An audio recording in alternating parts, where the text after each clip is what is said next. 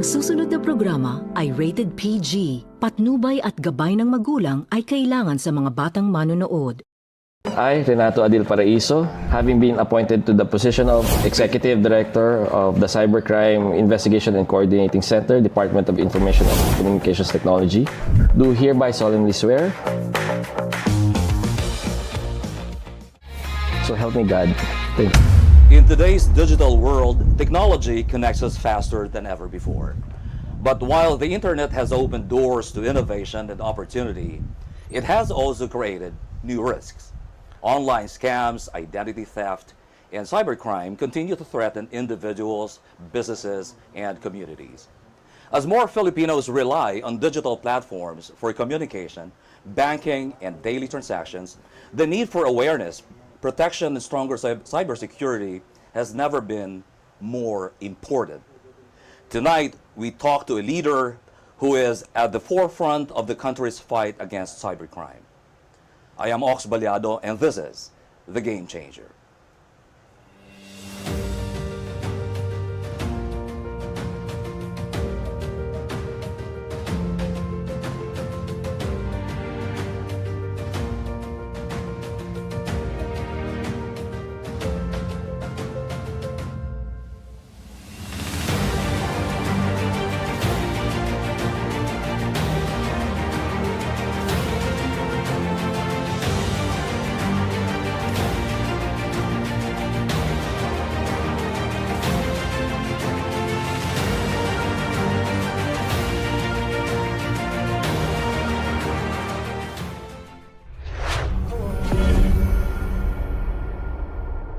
Our guest tonight leads one of the most important efforts in safeguarding Filipinos in the digital space. As Executive Director of the Cybercrime Investigation and Coordinating Center, he works closely with law enforcement agencies and partners to combat cybercrime, address online scams, and promote safer digital practices for everyone. Ladies and gentlemen, please welcome Undersecretary Renato Aboy Paraiso. Thank you, Kuyang Ox, and I'm really happy to be here in your show, The Game Changer. Right. Well, I'm very glad that the Game Changer himself is able to join us today.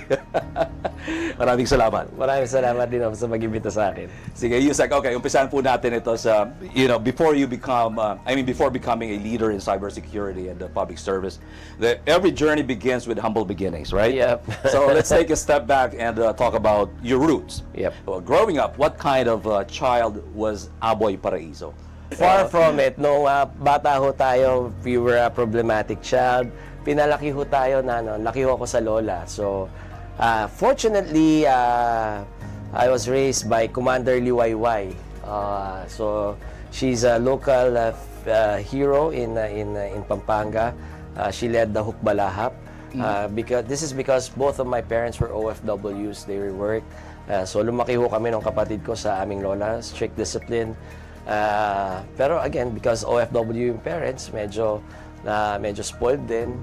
So that was the kind of childhood that So from being strict, tapos hanggang bumalik na yung parents ko, especially my mom, medyo yun,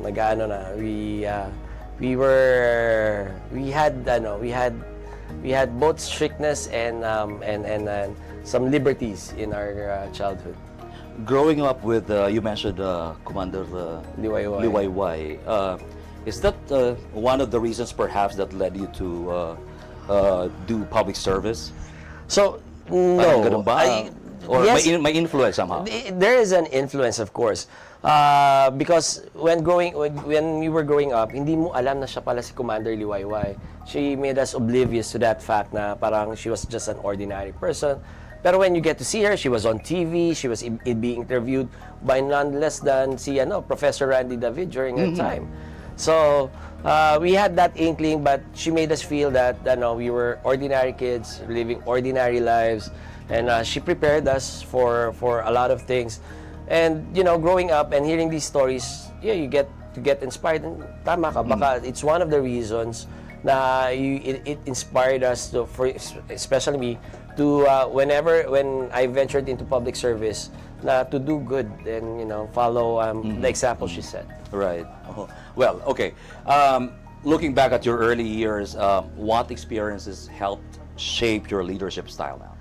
Well, I think Because I believe you have your own leadership yeah, I style, know. right? So, I think I'm more people-centric. I try to listen because of growing up, you know, and like what you were mentioning, I'm a techie. No, more on people, people skills ako. So, when I grew up, sa kali kami, we were playing. When I was in law school, yan, unang araw pa lang, nasa frat na ako. Tapos, I think these are the things that helped shape me. And it's strange to say, but most of the things that taught me the most are the failures in life talaga.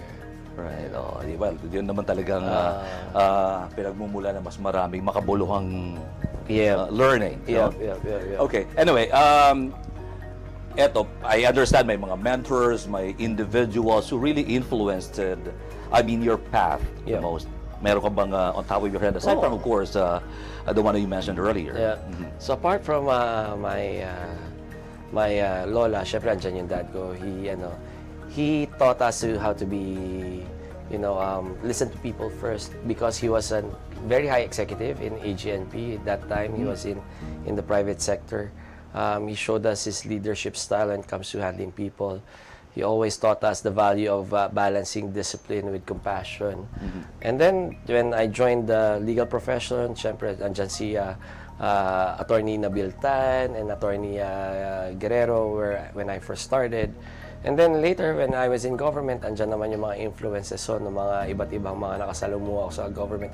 And strangely enough, I learned most of how to deal with people in government. Yan, sina GML Robles, andyan yan, parati para for us. Tapos, other friends in government. You learn little things, bits and pieces from all different people.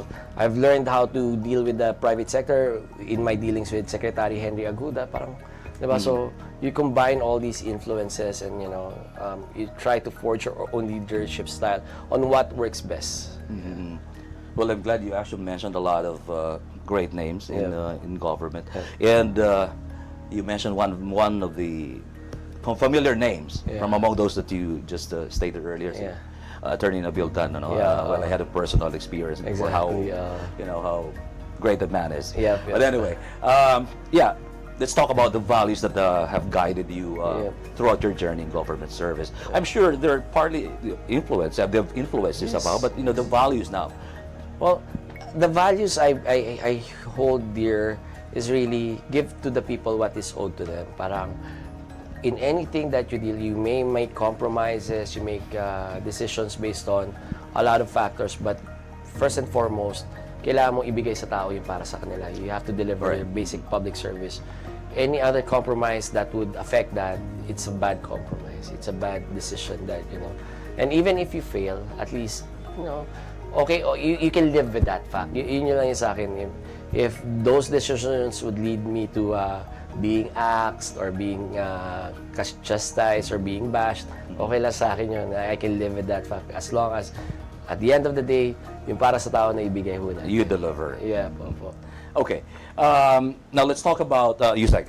Let's talk about your past roles that has prepared or have prepared you for the responsibility of leading a national agency at this point. So before when I started as a lawyer, I had the opportunity to work with Attorney Guerrero. So he mentored me in practice, and that gave me confidence kasi bata pa lang ako. Nag-a-appear na ako sa court, and when others, yung mga ibang mga kasabayan ko were still doing documentation. Ako naman, nakapag-ano na ako, nakapag-litig ako. And that gave me confidence. And sometimes that confidence translates into cockiness sometimes. So, after that, I was able to perform the role as a Vice President of one corporation, and then again as for legal in one corporation, then again as a Chief Legal Counsel in an international corporation until I formed my own law firm, and then I consulted with other government agencies. And then the time of the campaign came up, and I helped. Then the opportunity to be in government came up. I was supposedly tasked or asked to join one government agency with regards to comms, but I told them my real interest is really with ICT, because it's an emerging practice here in the Philippines. Exactly. So during that time, so talagang hiningi ko na if I had the opportunity, maybe I can join the ICT. So when I joined the ICT, I became its, at that time, nung pumasok ako, meron pang USEC for Legal, which is turned out to be a blessing in disguise because USEC Jovi Salazar became a very, very good friend. Eventually, he left the agency. Then, ako na yung nag-head ng legal department. And during my stint, walang in-appoint na USEC. So I basically headed the legal department during my stay in the ICT. So yun yung nag-prepare sa akin. And then I became, I was involved in a lot of the crafting of a lot of laws that we have now, the e-government bill, the Konektadong Pinoy.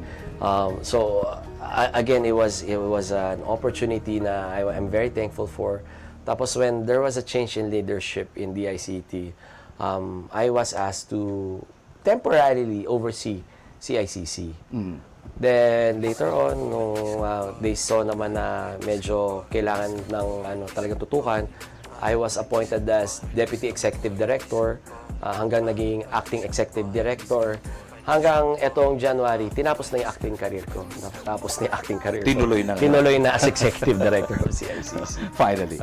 Well, okay, you mentioned your professional experience, and it's so vast. No? Yeah. Well, outside your professional life, what personal experiences have shaped your perspective as a leader? Well, again, I mentioned I'm very I'm a very extrovert kind of an individual. So I like to mingle with a lot of people. Kasi I've learned that, trying to beat the learning curve is trying to learn from the experiences of others. So I learn from the people in high places. I also try to converse and learn from yung mga nasa baba to know ano yung mga experiences nila. So mga experiences ko dyan, again, having joined the fraternities, not only one, but marami na ako sa atin. Nagmason din ako, mga unang mga 1 year pa lang ako sa practice, nagmason na rin ako. So again, all these experiences would contribute greatly into how I view things and how I project and how I formulate policies and formulate leadership policies and styles when it comes to governing the people I lead.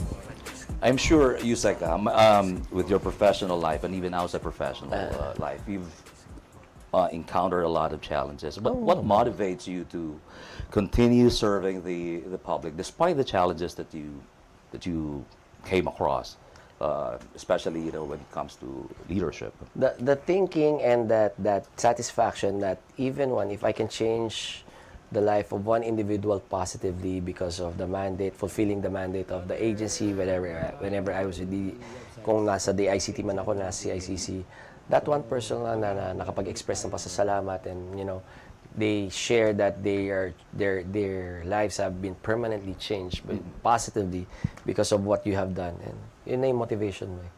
Kahit isa lang yan, okay na yan. From those early beginnings, his journey eventually led him to public service and to the critical work he is doing today.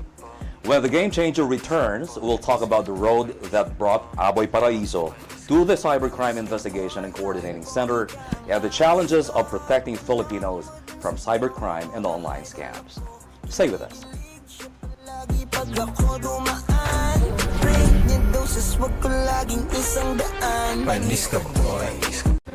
2025 was a meaningful year for Bingo Plus Foundation. As our purpose grew, it was time for a new chapter. Introducing DigiPlus Foundation. Education is the bridge to opportunities. Through the Future Smart program, we empower learners and educators nationwide. At DigiPlus Foundation, we multiply learning for a better future. Healthcare should come with no barriers. Kalusugan Plus delivers medical missions, and Embrace Plus mental health support, which empower every Filipino through compassionate and accessible healthcare. At DigiPlus Foundation, we multiply healing. One patient, one community at a time. Every dream deserves a chance. In Wish Plus, we grant wishes, empowering individuals, families, and communities together with their partners. At DigiPlus Foundation, we multiply hope, dignity, and possibilities. Disasters don't wait. Through the Bayanihan Plus program, we mobilize immediate response and recovery efforts. At DigiPlus Foundation, we multiply the spirit of Bayanihan across the nation. DigiPlus Foundation is committed to delivering on our promise to bring help within everyone's reach. When support becomes accessible, impact doesn't just grow, it multiplies.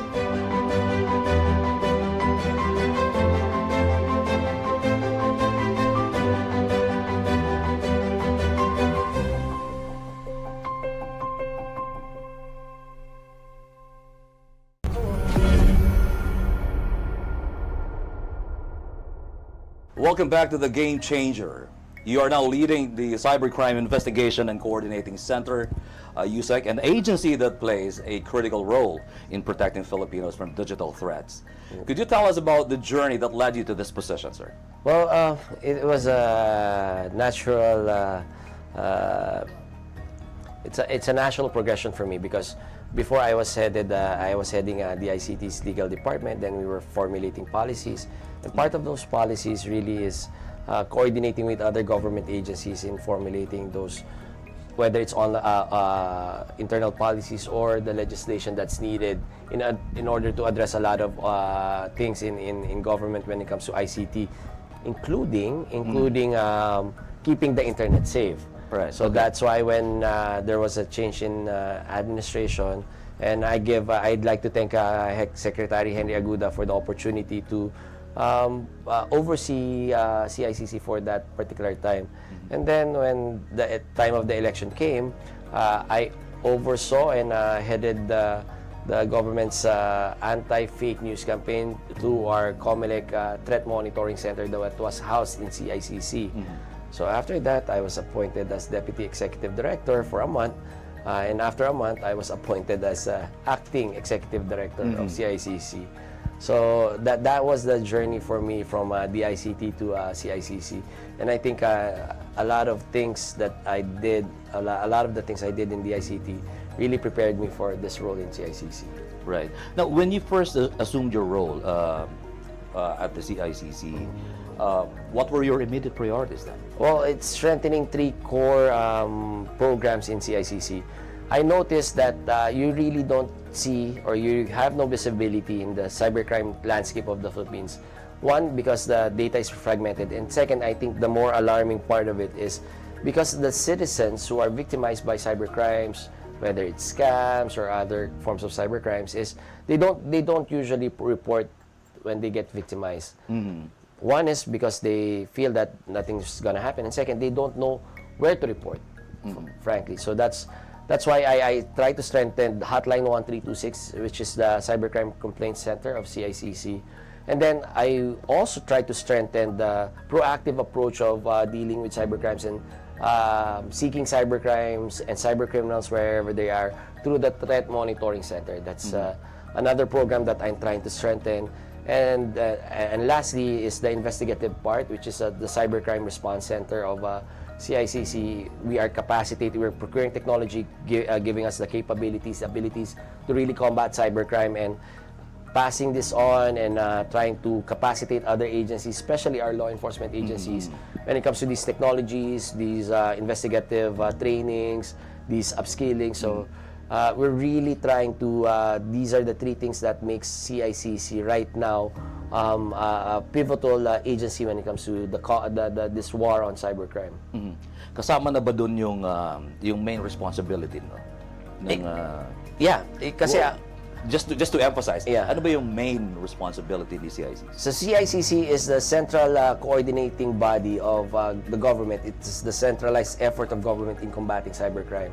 So we would be, in CICC there's an EXICOM, headed by the Secretary of ICT, the director of the NBI, the head of ACP and PACG, and the DOJ Office of Cybercrime. These are the component government agencies in the EXICOM. Then we have a representative in the private sector, the academe, and the NGOs. So it's kind of well represented then somehow, no? Yep, it is well represented, and it goes to the fact that CICC being the lead agency when it comes to cybercrime, government's efforts against cybercrime, we have to coordinate.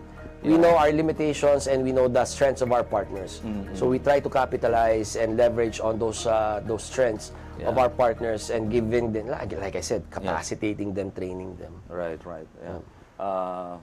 Very, yung collaboration is very important, for you to maximize and be very effective in your operations. But okay, now what are yung mga common cyber crimes that are currently affecting most of the Filipinos today? So, the cybercrime landscape right now, it's all year round naman. Lahat ng mga cybercrimes yan, lahat ng mga scams na yan are being perpetrated all year round. Pero, there are certain cybercrimes or scams that are perpetrated in mas prevalent sila during a time in the year. For example, last month, prevalent ang love scams kasi February, so prevalent sila pag January, June. So may season din to. Seasonal yan. Ngayon naman, dahil tapos na at wala ng pera, online lending scams naman ang tinututukan namin. Pero again, in December, ang pinaka-prevalent, I think all year round, ang prevalent talaga is online marketing, yung shopping scams, delivery scams, and investment scams. All year round, malakas yung mga yan. Well, you just said it's increasingly widespread. In fact, it's already widespread. Yung itong mga online scams. Why do you think many people still still fall victim to these kinds of schemes? Well, right now, marami pa rin biktima eh. Before kasi we were thinking kulang lang sa awareness, kulang lang sa education. Yes. And that's why that's where we try to fill in the gap. So very kami aggressive when it comes to our educational campaigns. But right now we're seeing a trend that we are being profiled. The AI is being used to profile us. So alam na ngayon ng mga scammers hindi siya yung parang shotgun approach na parang lahat tayo, ito yung spill natin, lahat tayo tatargetin natin karamihan. Tapos kung sino mga biktima, good. Right now, we're being targeted because we are being profiled by AI. So alam nila, it's a counter. So very shot at dealer fit siya. So alam ng mga scammers, ano yung pinakabagay na scam na mafo-follow ko because of masyado tayong oversharing because of the information we put out there, because of several individuals who influence us. Parang alam na nila kung ano yung, siguro alam nila, marupok ako, love scam to si Aboy, madadali natin to dyan. Malalim din yung profiling na ginagawa. It's AI-based, it's And the problem, the one thing that compounds to that particular challenge is, you cannot stop Filipinos from being oversharing. Yun na nga lang, kuya, kung kakain ka na nga lang, ipipictura mo pa bago ka kumain. Diba? So, yun yung mahirap dun. Alright, yeah. Well, parang, guilty tayo dun. Anyway, ano yung mga, marami yan na challenges eh. But the biggest so far, na hinaharap ng agency mo as far as investigating cybercrime cases? Well, it's always, and I think lahat kami sa ahensya ng pamahalaan, it's always the budgetary challenge, yung budgetary constraints. There's a lot of technologies out there are a lot of technology providers out there, but because of budgetary constraints, we have to prioritize kung ano yung unahin namin. So, unahin ba namin yung detection, unahin ba namin yung investigation, unahin ba namin yung reporting. So, yun talaga yung mahirap. One thing I tried to do to solve that particular challenge is really partnering up with the private sector. All right, online gambling has become very accessible through mobile apps and social media. Usong-uso to ngayon. How serious is the issue today in terms of cybercrime and financial risk? So it's a real serious threat for especially mga illegal online gaming platforms na to. Especially, we've noticed the trend that these online gaming operators, the illegal ones, who are not being regulated, their games are being manipulated. Ibig sabihin, pwede ka panaluhin ng umpisa, pero at the end, at the bottom line is, the house would always win. So, hindi ka mananalo. Kasi it's being manipulated. There's no security behind it. So, it's an ever-growing threat. And they promote talaga addiction. So, sasabihin nila, taya ka ng 1,000, gagawin kong 10,000 yan. Pero para ma-cash out mo yan, kailangan ka maglaro ng 500 games. Paano ka naman hindi ma-addict nun kung ano ba ganun yung incentive sa'yo? Diba? Ngayon, yung lending naman. Yeah. Itong mga online, very abusive lending lending apps, no? Online lending apps, so to speak. How big is this problem of itong mga problema about online loan sharks in the Philippines today, based on your department's or agency's assessment? You know, a funny discovery that we made, yung mga online gaming platforms na to, yung mga illegal online gaming platforms na to, are the same ones funding yung mga online lend. Parang na siyang isang ecosystem. Kung maubos na yung pera mo, papahiramin ka namin ng pera para may pantaya ka talaga. Tapos sugal ka ulit. But focusing solely on online lending applications, there's a big problem when it comes to these particular syndicates because unang-una, they make it so accessible for you to access funds, for you to quench your thirst for gambling. Second, they victimized yung mga nasa CDEN classes natin, no? Kung sino pa yung mga nasa laylayan, yun pa yung binibiktima nila, yung mga pa 500 na lang ang utang yan. Tapos, they misrepresent, sasabihin nila low interest rate, pero pag nakita mo, tinatago pala nila yung mga operations fee nila, yung mga processing fees nila. Ang nakukuha mo na, nangutang ka 500, 300 na lang makukuha mo kasi i-advance na nila yung pagkuha ng ano mo, nung mga grabe yung charges, no? And then ang pinaka-delikado nga, and sometimes even legitimate and licensed gaming or online lending operators are guilty of this, is yung mga excessive and unlawful collection practices. Yung ipapahiya ka, kukontakin yung boss mo, kukontakin yung nanay mo, yung girlfriend mo, yung asawa mo, minsan sabay pa kukontakin para magkita sila, di ba? Para lang pag hindi ka nakapagbayad ng utang. So, and yung sa Facebook, so it's really a menace na parang na you are subjected to this humiliation. Minsan pa wala ka pang balak mangutang, Kuya Ox. We've noticed na may isang lending application dyan na i-click mo lang yung amount, parang may auto-approval na nangungutang ka na. And they get access to your devices, so yung mga contacts mo.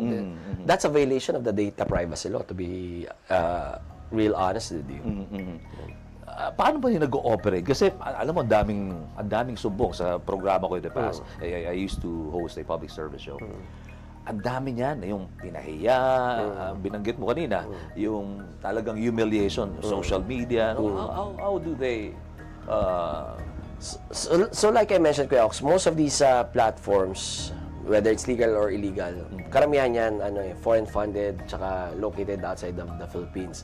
Pero may mga local counterparts yan na may mga collections agency, na nandito sa Pilipinas. So sila yung mangungulit sa'yo, sila even wag na lang online lending operations yung ano na lang yung mga yung mga financial institutions pagdating sa sasakyan, sa kung ano-anong inuutang mo, di ba? Same collections agency. So may component doon na pwede nating habulan, Kuya Ox. So even if they're located outside the country, if these individuals or corporations or collections agencies employ unlawful and unethical practices, we may go after them and charge them. Pag kung halimbawa nga yung operations na yan, nagbigay ka ng pera tapos hindi mo naman balak mangutang, parang pinuwersa ka lang mangutang, estafa na rin yan. So baka maging liable pa sila sa syndicated estafa niyan. Also, I understand there is such thing as unfair collection practices. Exactly. There are now a lot of laws that have cropped up unfair collections practice. You have the AFASA law ngayon. And then you have, it's backed up by 10175 or the Cybercrime Prevention Act of 2012. Then, as a baseline, yung revised penal code na yun. Okay. Alright, eto naman, anong mga, Usec, ano may papayo mo dito sa mga Filipinos or tempted to borrow money through online lending? Alam nyo, hindi ho masama. Importante itong payo mo. Galing sa'yo. Yung totoo, hindi naman ho masama mangutang. Actually nga, it promotes financial inclusivity na may access tayo to funds whenever we need them as long as we have the capacity to pay. Huwag lang ho tayo magpapabiktima. Ang importanteng tandaan natin is pag mangungutang tayo, pumunta tayo mismo doon sa application. May mga listahan naman tayo sa SEC, ano yung mga register dyan. Huwag tayo pumunta doon sa web-based. Kasi minsan makikita natin sa mga social media pages natin, nagpo-promote kasi itong mga illegal So pag halimbawa, nag-promote sila, i-click mo yung link, dadalhin ka sa web-based na application. So pag web-based, magduda na kayo. Dapat pumunta kayo mismo doon sa apps. So may mga apps naman yung mga yan. Para, there's another layer of protection of vetting ng mga, whether it's Google Play Store or the Apple Store, may additional layer of protection tayo. So, yun yung mapapayo ko. Again, pwede ho tayo mangutang, basta alam natin may capacity to pay tayo. At second, magiging safe tayo pag nangutang tayo sa mga lending applications na regulated ho ng ating pamahalaan. Correct. Okay. In addressing these issues, itong online gambling, itong online lending, I believe, I understand that cooperation with government agencies, private companies is very important. And how important is this? Just for you to be able to emphasize, how important is it for your agency, for CICC? It's really vital. I do believe, I think the best practice around the world, it's not a whole of government approach nga lang, Kuya Ox. It's not enough for us in government to be bound together in combating cybercrimes. I think it's a whole of society approach. It means that our citizenry has to be involved, the private sector have to be involved, and more importantly, because of the borderless nature of cybercrimes, I think our allied countries and allied allies in other countries have to be involved as well in combating this particular menace of cybercrime. Okay. Okay, Usec, in your view, what role does digital literacy play in preventing cybercrime? A big part of it. I think the first and foremost defense of any nation or any society when it comes to combating cybercrime is a literate and educated and well-informed citizenry. So they know how they are being targeted, how to avoid scams, how to spot scams in the first place. Okay, so ngayon, ano po yung mga initiative ng CICC na ini-implement to strengthen public awareness and cybersecurity? So I'm sure you've got a lot there. Yeah. So now we have a Scam Watch. So we are implementing that particular initiative in CICC na kung saan talaga ang focus is educating our people when it comes to various scams out there. And in fact, we partnered up with a lot of private sector partners to create content. You can see me, minsan nga, Kuya Ox, natutokso na tayo, nagpapabata tayo, nandun na daw tayo sa TikTok, sa Facebook. But the reality of it is, kailangan namin pumunta where our audience is. Kasi silang kailangan namin educate. Hindi naman ako pwede sabihin, punta kayo dito sa website ng CICC, walang pupunta.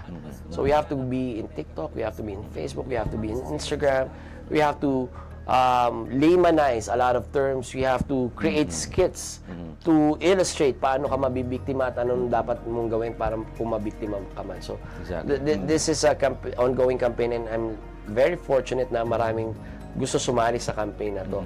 Whether it's our media partners, we have a MOA with fact checkers. I think Rappler and soon it's the Verifiles would be a partner of CICC for fact checking. Various private entities with regards to other advocacies, kanba sa banking sector, Anjambap, si Fintech Alliance is also coming on board. A lot of it's fortunate for me siguro talaga, and this is one of the contributions talaga na I'd like to emphasize na dala ni Secretary Henry Aguda is that collaboration with the private sector. This is very important. Yeah. It's ang lawak kasi nito eh. Sobra. Okay, this time, Usec, give us some tips. Yep. Or steps, no? Yep. That can help individuals like us, to better protect ourselves online. So I have 4 M's. Una is maging mapagmatsyag, mapanuri. So whatever comes your way, you have to analyze it, apply critical thinking.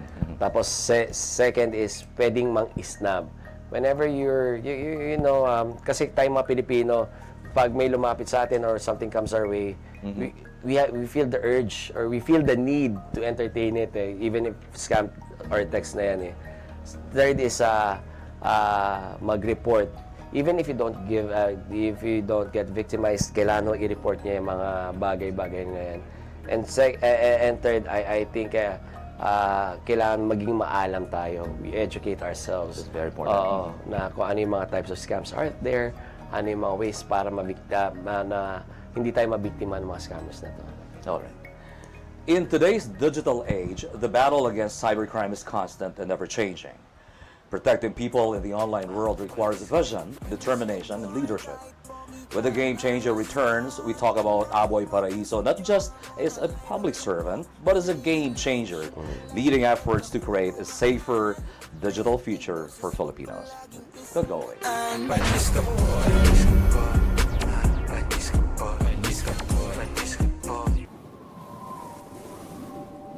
We want Dubai to be number one. That's the vision. Back then, it seemed like a desert dream.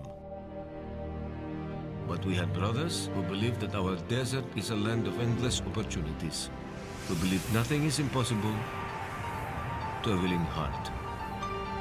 The Filipinos. And so they came, the best and the brightest, with the will and the skill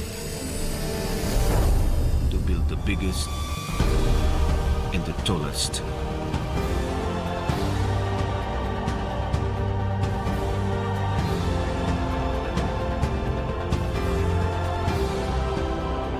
Shukran, brother Filipinos. Your hearts and your minds help give life to our Dubai dreams. I am Chris. I am the Philippines.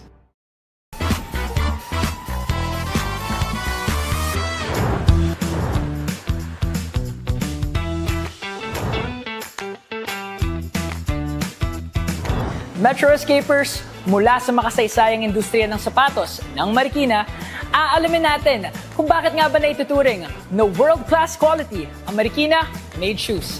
Dito mismo sa Sea Point, Marikina. Known for their stylish and built-to-last shoes ranging from dress shoes, casual pairs, boots, hanggang sandals. Bawat disenyo ay maingat na ginagawa gamit ang dekalidad na materyales at expert craftsmanship na nagpapatuloy ng tradisyon ng Marikina shoemaking. So, ganito lang. Isa pa. Lalaksan ko, ha? Ay, isang pukpuk lang po. Ay, sorry. Sumobra. Tignan natin kung tama ba ang ating ginawa.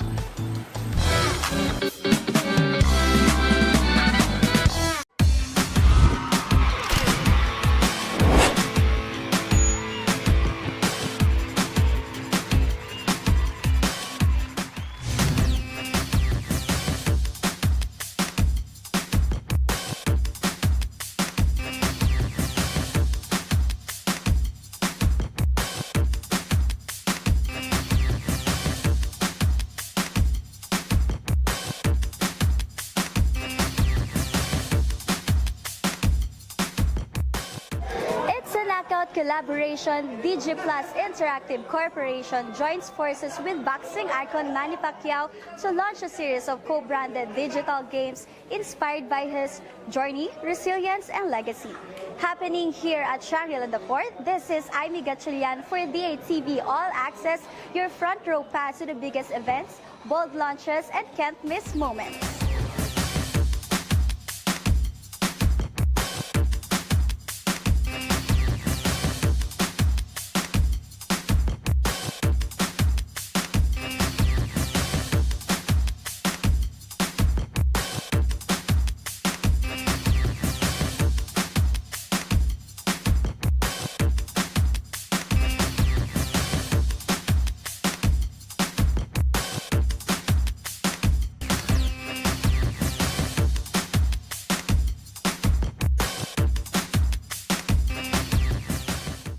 Today, I stand before you not just as Manny Pacquiao, but as your ambassador, someone who believes in the mission and purpose of DG Plus. For me, being ambassador is not just about representing a brand. It's about representing values. It's about trust, integrity, in making sure that whatever we do it with the intention of helping others. As many of you, I come from humble beginnings. I know what it feels like to struggle, to hope, and to work hard for a better life. That is why every partnership I enter into is something I take personally. I always ask myself, makatulong pa ito sa kapwa ko Pilipino. And that is why this partnership is very important to me. As chairman of MoneyPay, my vision has always been clear to create a platform that serves Filipinos and their every lives. Hindi lang ito tungkol sa pagbabayad o technology. It's about making things easier, more accessible, and more trustworthy for our people. MoneyPay was built on the foundation of discipline, honesty, and service. Values that I have carried with me throughout my life, both inside and outside the ring. And when I look at DigiPlus, I see a partner that shares the same direction. A company that values innovation but also understands responsibility. A company that grows but does not forget its purpose to serve people. That is why this partnership between DigiPlus and MoneyPay is so powerful. Together, we are not just building business, we are building opportunities.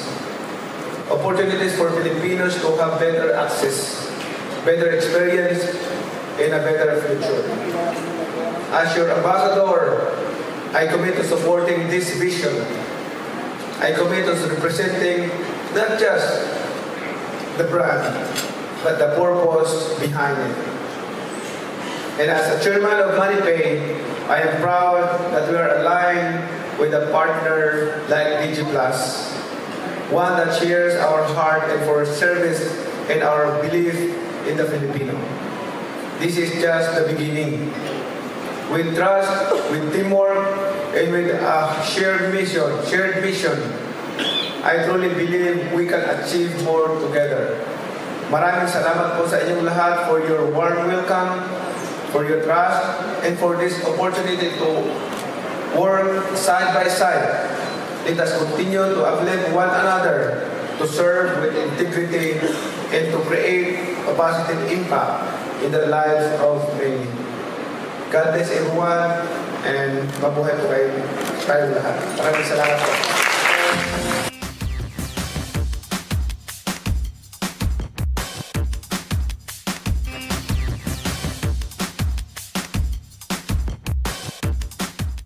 Let us all raise our glasses. Cheers to winning like a champion. Cheers, everyone!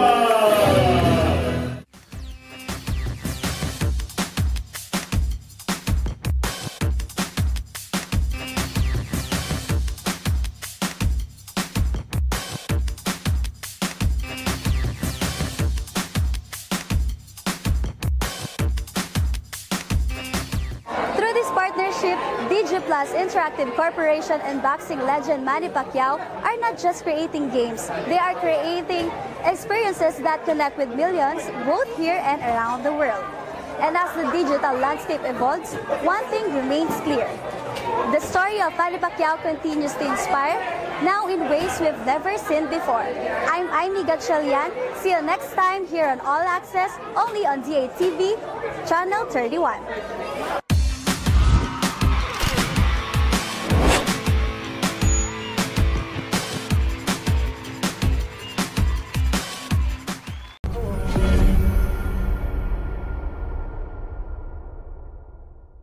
You're still watching The Game Changer. Still with us tonight is the CICC Executive Director, Usec Paraiso, sir. Good evening po. Yeah.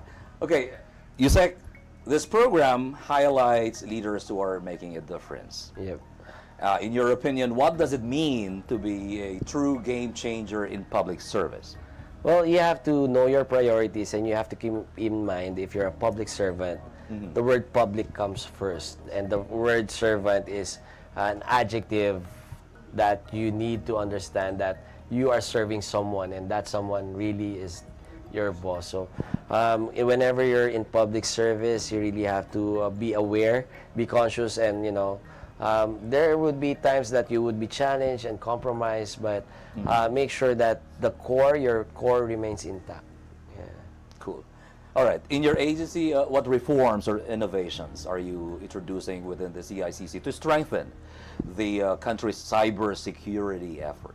So for us, the way to combat cybercrime, like I told you, Kuya Ox, no, I think the first and foremost line of defense that we have is informing the public. And I think the biggest innovation that the biggest change you see in CICC right now is we are really being very public. We're very out there. We're reaching out to our audience. Again, at the risk of being mocked, we are on TikTok, we are on Facebook, we're on everywhere. We create content, and then we educate. And then we're trying to, implore everyone that don't allow yourselves to be victimized. Don't be silent victims. You have to report. Even if you don't get victimized, you have to report so we can stop these facilities of these criminals, whether it's a number, whether it's a website, whether it's a social media account, we can take them down. Okay, all right. I am so eager to hear your answer or your view on this one. Yep. Within the next five or 10 years, how do you see the fight against cybercrime? So I hope we get, because it's a good and bad thing that we're so behind when it comes to our technology and this catching up with technology, because I think the Filipinos only woke up to the concept of everything online during the pandemic. We were forced to market online, bank online, do our financing online, even gamble online. So I think in the next and it's a good and bad thing, because since we're lagging, we can learn from other countries and skip the learning curve. So hopefully in the next 5 years we would be able to catch up. But again, technology evolves so fast that the problems we're handling today might be different from the problems we might be encountering tomorrow when it comes to cybercrimes. Like I said, from 2022, the landscape was around 60% of crimes involves ICT technology, but right now we're at 80%. Most of it are cybercrimes na, even traditional crimes. Yeah, totoo yan. And there's a lot of challenges, I mean, I bumped into a book called The Future Shock ni Alvin Toffler. There's a lot of pros and cons pagdating sa advent ng technology, and we're really experiencing it now. Sabi mo kanina, na-mention mo yung AI is being used in profiling, and it's very advanced. Now, what role will technology and AI, or artificial intelligence, play in combating cyber threats? So AI is now being used by scammers, and we in government and we in civil society are also using AI to combat these threats. So we use AI to detect these threat actors, to detect the scams, and we use AI to analyze for example, deepfakes. We use AI to detect deepfakes in a rapid pace. So it's a cat and mouse game with these cyber threat actors, and the thing about it is they're well funded, really. Southeast Asia is a 3 trillion industry. That's a huge amount of money. $3 trillion industry. So you can imagine the money that's being thrown around for hackers, for threat actors, for technology in order to scam us. So we must keep up with these particular threats. Usec Aboy, what legacy or impact do you hope to leave through your leadership in the CICC? So I would like to be remembered as because I have this acceptance that I won't be here permanently, and there would always be, since I hold an appointed position, I serve at the will and pleasure of the appointing authority, which is the president. So in my time here, I'm very cognizant of that fact, and then I want to institutionalize changes, professionalize the agency, so whoever holds that position would have an easier time than I did when I first took over.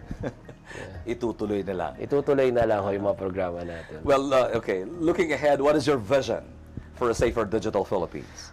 Well, I think the dream really is everyone coming together in order to fight this common threat of cybercrime.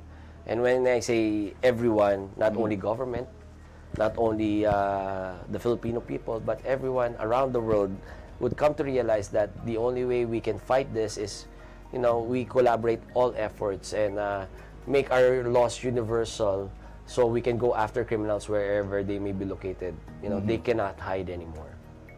That's good. That's good. Okay, this time let's play. Okay. Laro na tayo.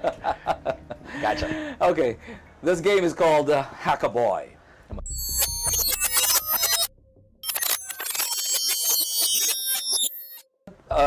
Personalities or cyber-related issues connected to your work at the Cybercrime Investigation and the Coordinating Center.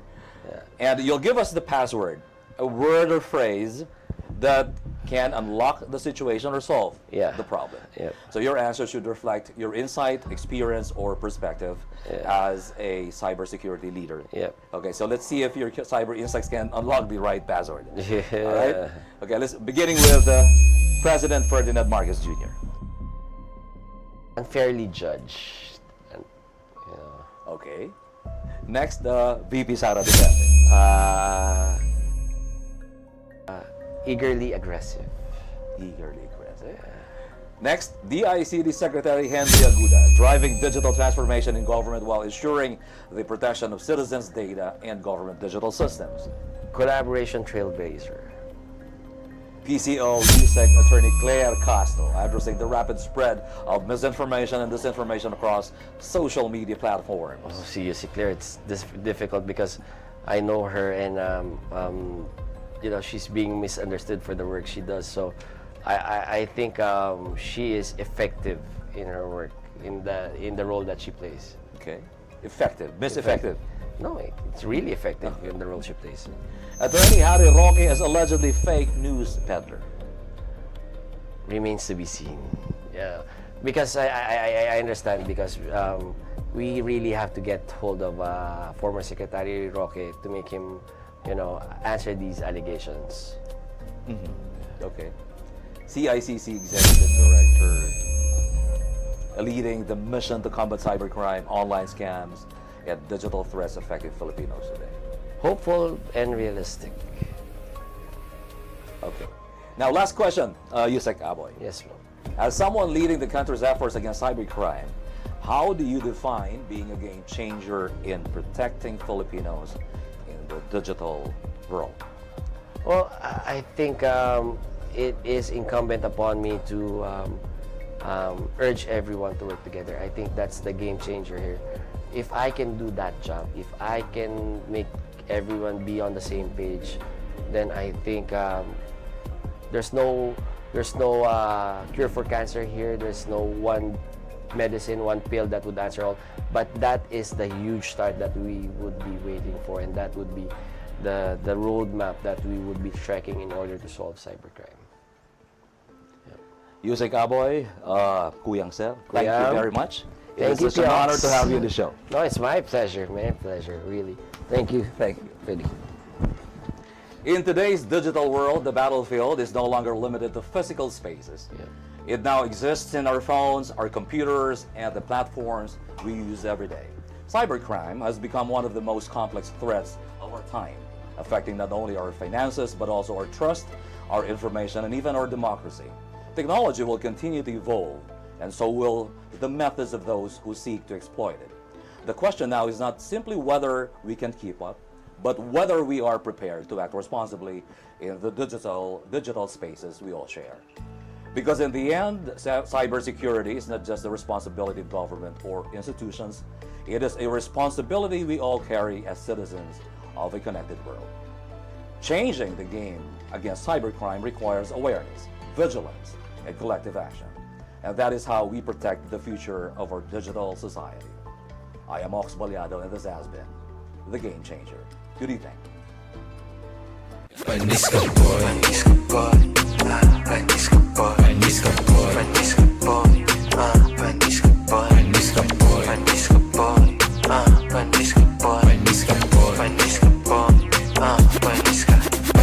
Boy, kahit pogi ka ang angas ko, tanong mo dun sa jowa mo na idol ako. Kinikilig siya palagi pag ako dumaan. Rate niya doses, wag ko laging 100. Panis ka boy.